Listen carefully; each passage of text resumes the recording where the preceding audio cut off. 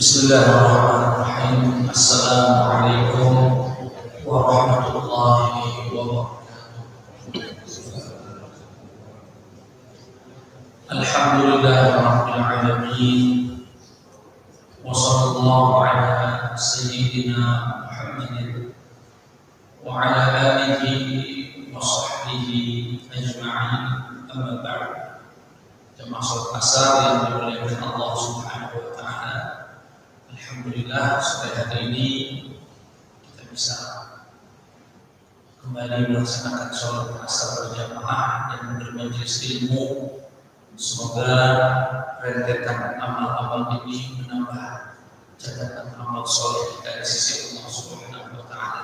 Amin Allahumma amin. Shalawat dan salam terlibat curahkan kepada Nabi Muhammad sallallahu alaihi wasallam.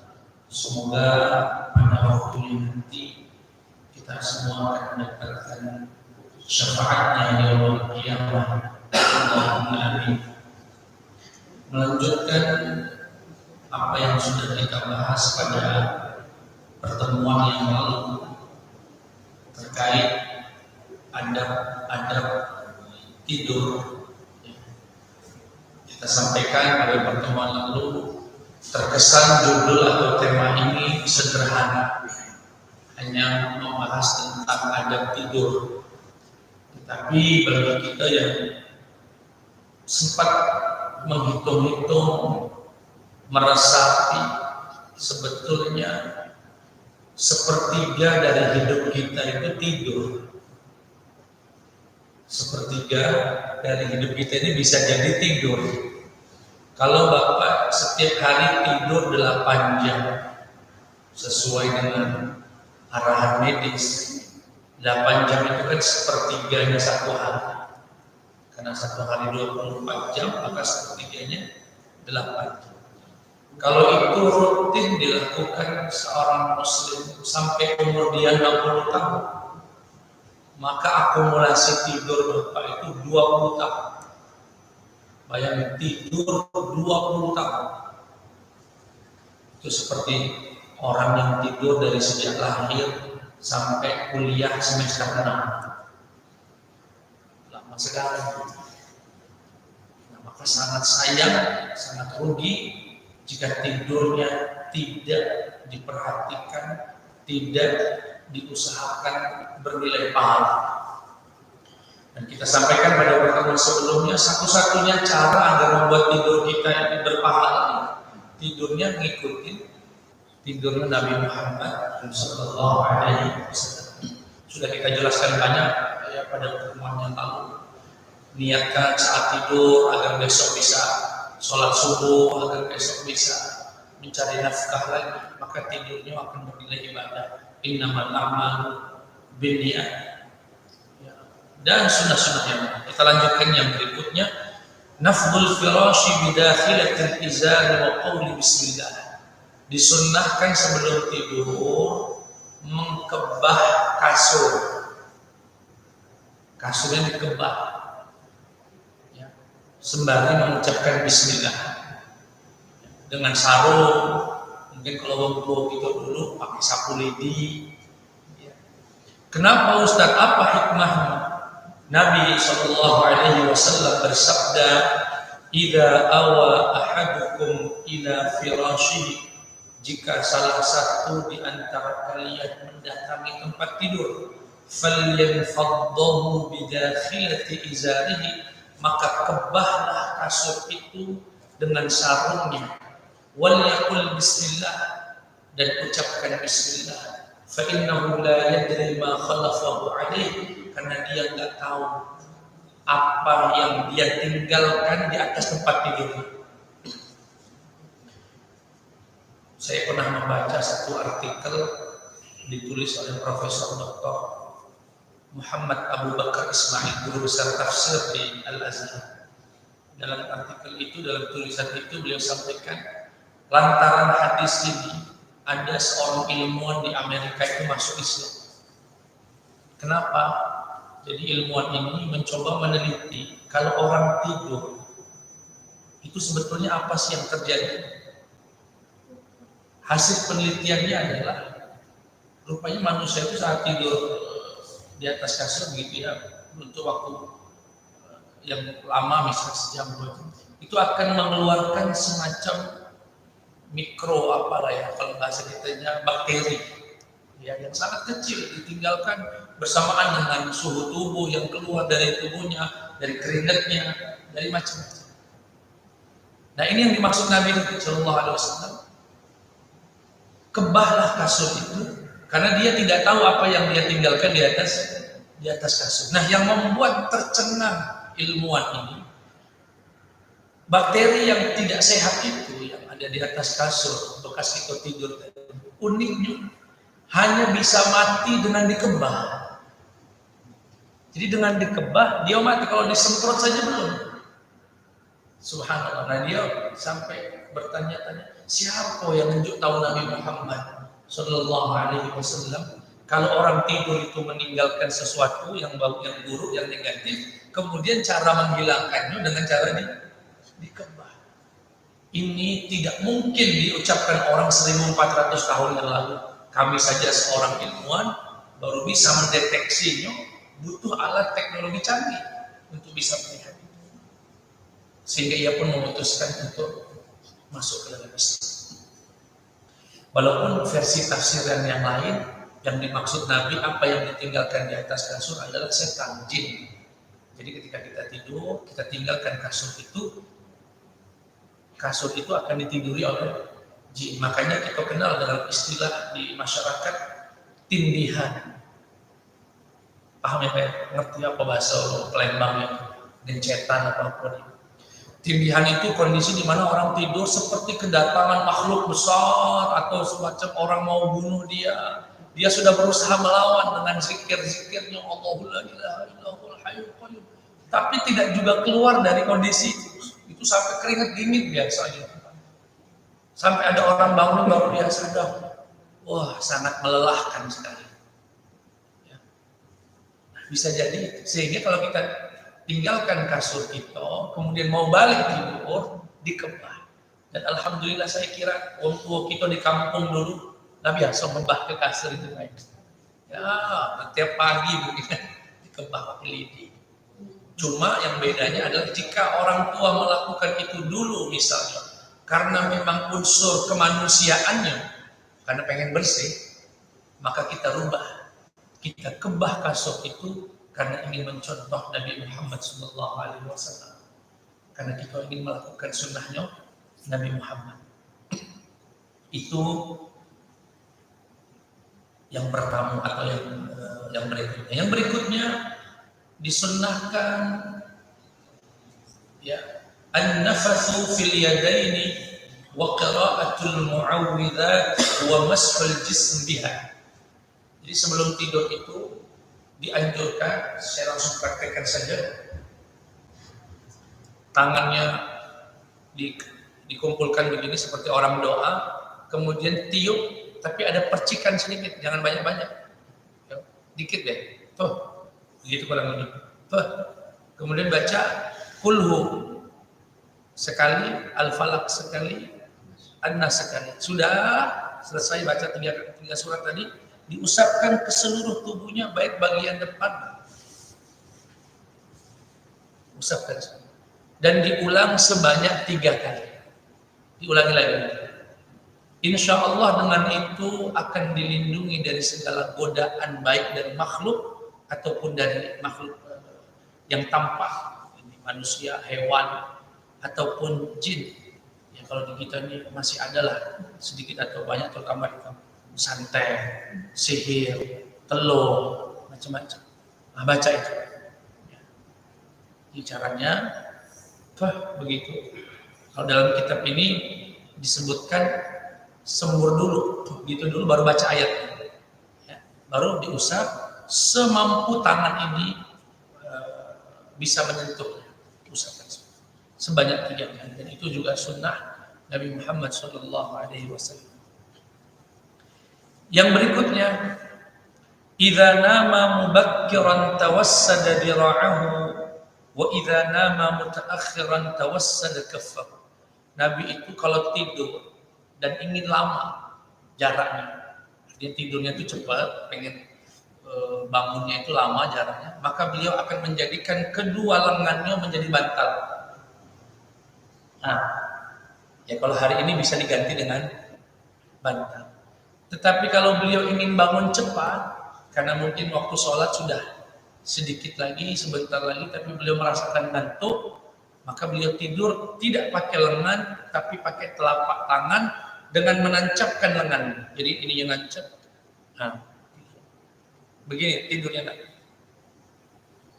agar mudah terbangun sehingga tidak ketinggalan sholat. Ya kalau di era modern ini mungkin bisa dibantu dengan alarm lah. Cuma kan kalau kita tidur subuh misalnya atau menjelang waktu zuhur tinggal 15 menit lagi. Saya nih, kalau saya pribadi biasanya agak ngantuk itu menjelang asar.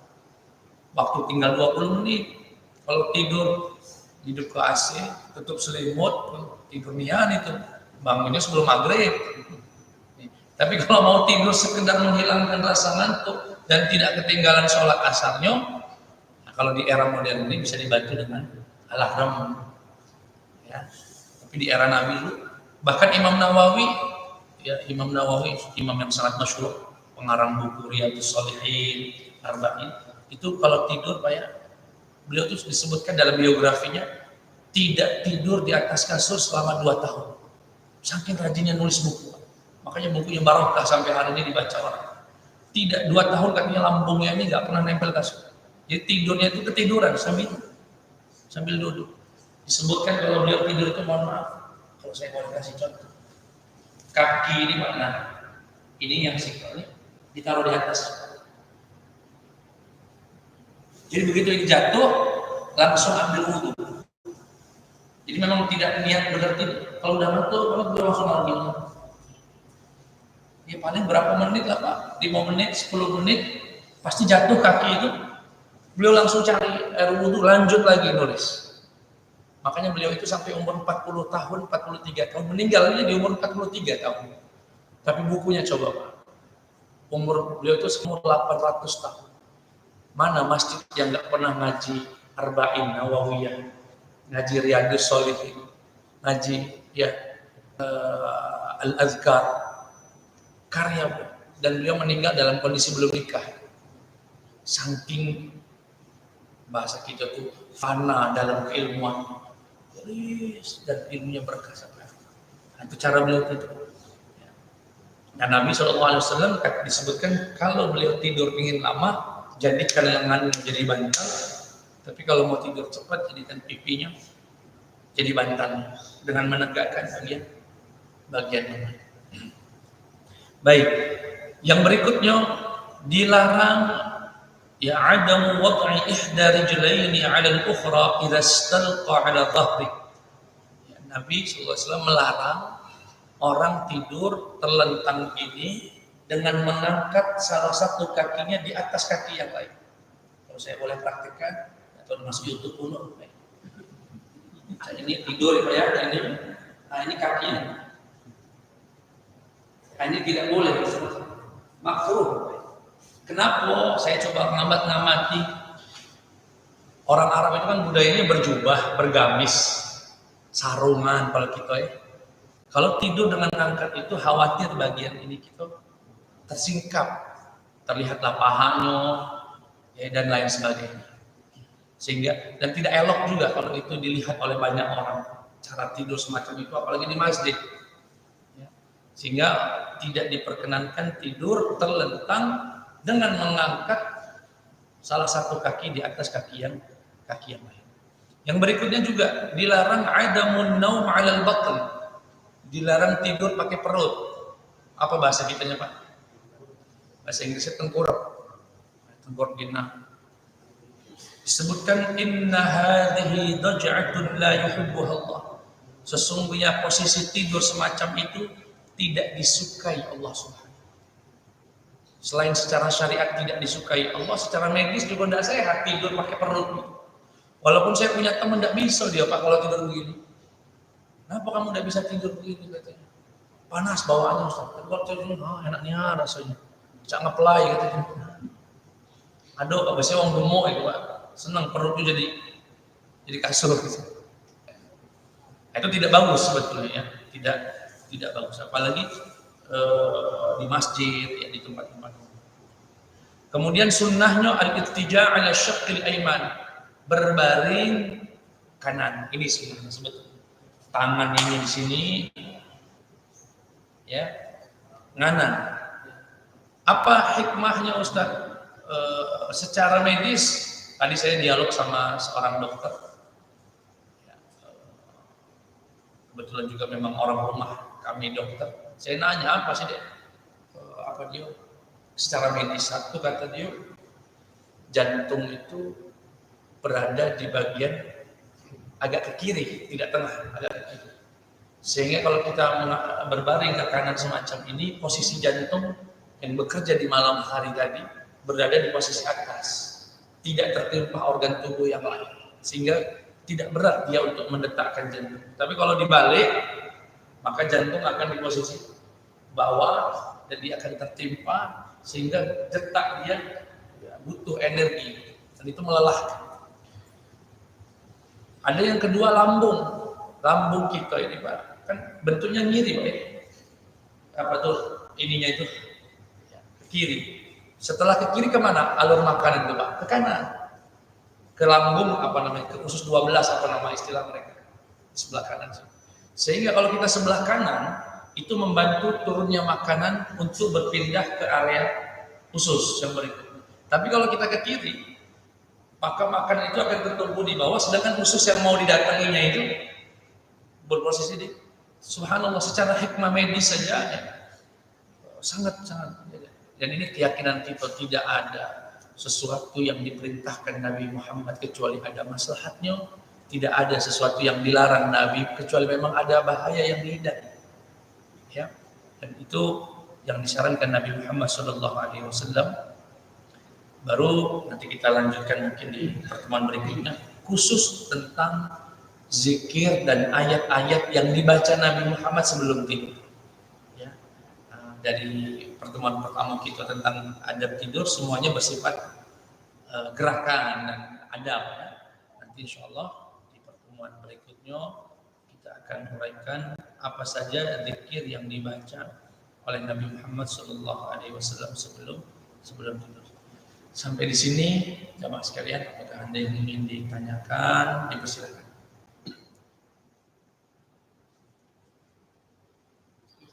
Silakan. Assalamualaikum warahmatullahi wabarakatuh. Waalaikumsalam. Saya menanyakan ini terutama anak-anak kita ketika tidur itu susah bangun subuh misalnya. Nah ini sudah sering kali kita terapi istilahnya. Akan mempercekkan apa namanya air atau ya, tapi nambah malah kalau udah hujanan itu kitnya gimana sih? Cuma dipercikin deh, belum siram belum. Ya, semua apa yang kita lakukan untuk mendidik anak, melatih anak, beribadah, berakhlak mulia, itu tidak keluar dari batasan usaha.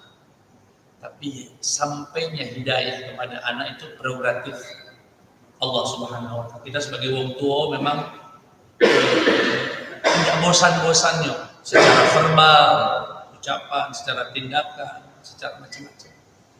Nah, itu poin pertama. Tapi hidayah itu bahkan nggak perlu dibangunkan, kadang-kadang anak itu sudah bangun duluan.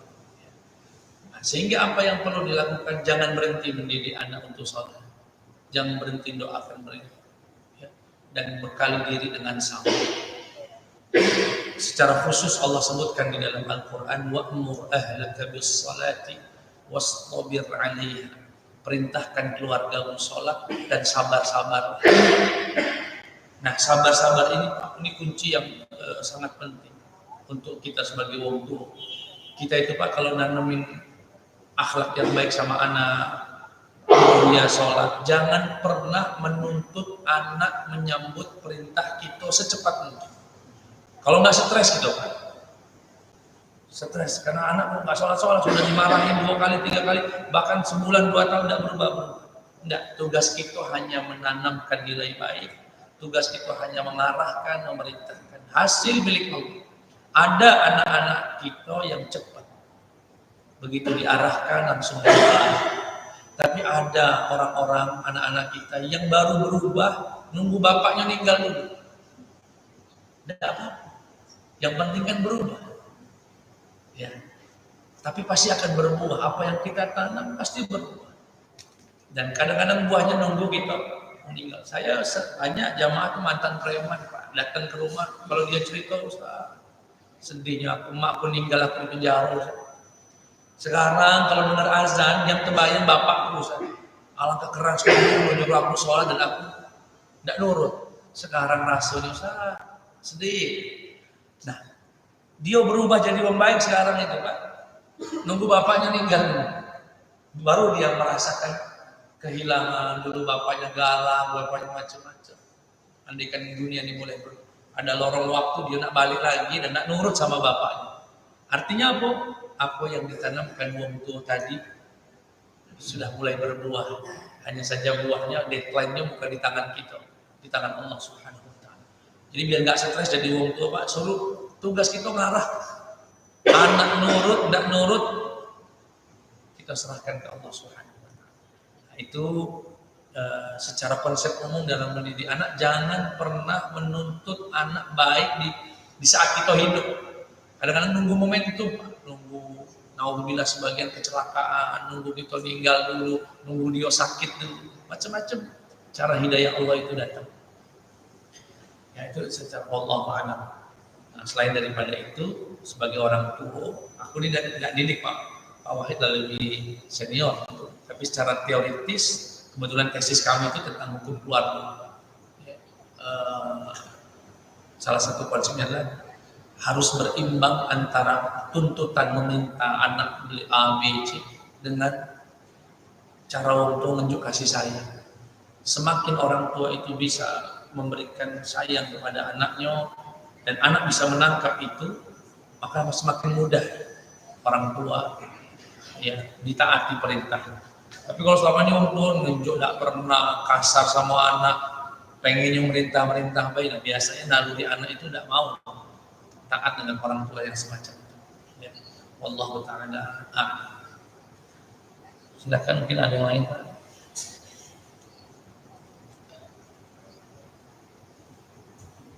Cukup ya. Yang penting diamal ke kaget kalau nak tidur, niat ke innamal a'malu binniyat. Niat tidurnya biar bisa bangun subuh, biar bisa aktivitas lagi. Dan sunnah-sunnah wudhu sebelum tidur, kemudian berbaring sebelah kanan, mengkebah kasur, dan hal-hal yang pakai celak ya. Kami jelaskan juga sunnahnya sebelum tidur itu pakai celak. Kata Rasulullah, alaikum bil ismi 'inda an-naum fa innahu yajlul basar wa yunbitu syar. Wahai umatku, gunakanlah celak sebelum tidur, sesungguhnya dia dapat mempertajam penglihatanmu dan dapat menumbuhkan rambut. Nah, nanti malam kalau nak dipraktek ke saran aku pamit sama rumah. Pamit pakai celaknya sama pamit tunjuk tahu dia. Soal kaget dia bangun, mata biru itu. Nah, rupanya baru dapat ilmu ngaji tadi di kantor, kata Ustaz, sunnahnya pakai celak. Wassallallahu ala sayyidina Muhammad wa ala alihi wa sahbihi wasallam walhamdulillahi rabbil alamin. Wassalamualaikum warahmatullahi wabarakatuh.